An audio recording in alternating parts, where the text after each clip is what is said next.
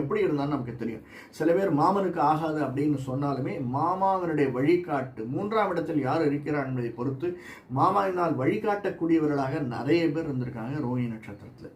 ரோஹிணி, ஹஸ்தம், திருவோணம் சந்திரனுடைய கால். சந்திரன் உச்சம் பெறக்கூடிய வீடு ரிஷபம்.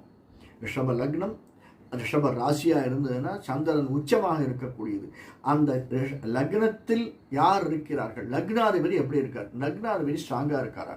1, 4, 5, 7, 10, 9 இருக்கக்கூடியவராக இருந்தால் யாரு? சுக்கிரன் மிக மிக ஏற்றத்தை தரக்கூடியவராக இருப்பார்.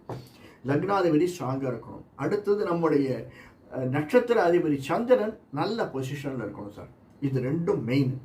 3ஆவதாக பார்க்கப்படக்கூடிய நமக்கு லைஃப்ல எப்போ ஏற்றம் வரும் சார்? முதல்ல 20 வருஷம் நமக்கு தெரியாது.